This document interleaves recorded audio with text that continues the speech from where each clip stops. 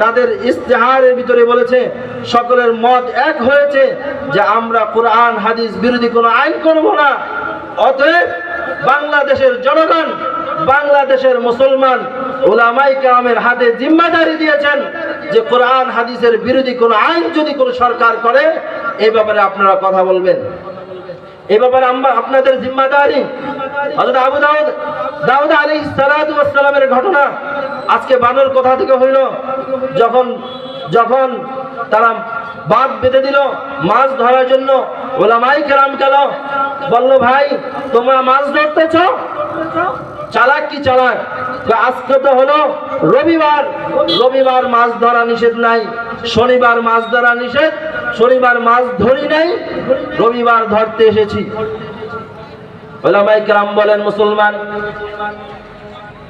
তোমরা মাছ ধরতে এসেছো ঠিক আছে, তোমরা যে এই যে খাল বেঁধে খালটা আটকে দিয়েছো, জাল দিয়ে মাছ আটকে দিয়েছো, এটা কোন বার? এটা কি রবিবার না শনিবার? তারা বলছে আমরা যা ইচ্ছা তা করি, তোমাদের এত চিন্তা নাই, তোমাদের এ ব্যাপারে কথা বলার প্রয়োজন নাই। বর্তমান সময়েও সরকার চলে গেছে, তারপরেও একদল মানুষ আছে, যদি উলামায়ে কেরাম কথা বলে আপনাদের এত মাথা ব্যথা কেন? আমরা তো ওই কোরআন পড়েছি, আমরা তো ওই হাদিস পড়েছি, যে হাদিসে হযরত দাউদ আলাইহিস সালাতু ওয়াস সালামের জমানার যে তার উম্মতরা বানর হয়েছে, ইতিহাস আমাদের সামনে আছে। যারা নিষেধ করেন নাই তারাও বানর হয়ে গেছে, এবং যারা নিশ্চুপ আছে তাদেরকে আল্লাহ তাআলা শাস্তি দিয়েছেন। তোমাদেরকে যদি আমরা নিষেধ না করি তাহলে আমাদের উপরও এমন মুসিবত আসতে পারে।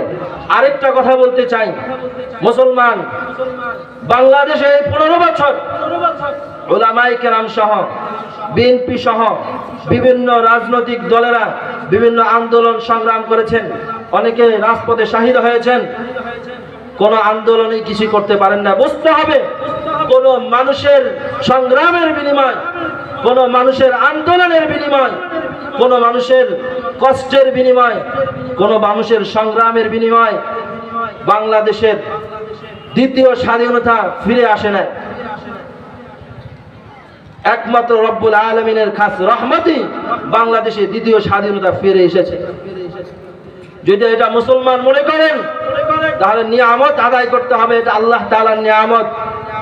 আল্লাহ তাআলার নিয়ামত বাংলাদেশের মানুষকে স্বৈর শাসক থেকে হেফাজত করেছেন, এটা বাংলাদেশের মানুষের জন্য আল্লাহ তাআলার পক্ষ থেকে নিয়ামত। নিয়ামত আদায় করার 3টা পর্যায়, আজকে এই কথাটা মনে রাখবেন। নিয়ামত আদায় করা 3টা পর্যায়। 1 নম্বর হলো মুখে স্বীকৃতি আদায় করা, আলহামদুলিল্লাহ বলা। 2 নম্বর,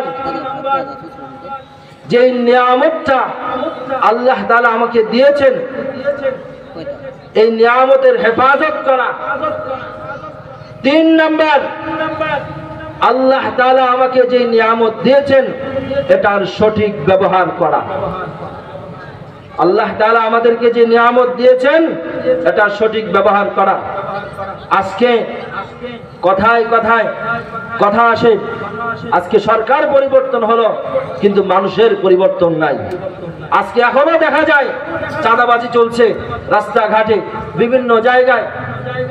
এক বক্তা কিছুদিন আগে বয়ান করেছে যে তার কাছ থেকে এক পুলিশ 1000 টাকা, বেশি দূরের কথা না, আমাদের মুশাহিদ আহমদ উজিরপুরি দামাত বারাকাতুহুল আলিয়া ওনার নিজের মুখে নিজের মাহফিলে আমি শুনেছি, এই মাওনা চৌরাস্তা ফ্লাইওভারের নিচে ওনার কাছ থেকে 1000 টাকা ঘুষ খেয়েছে।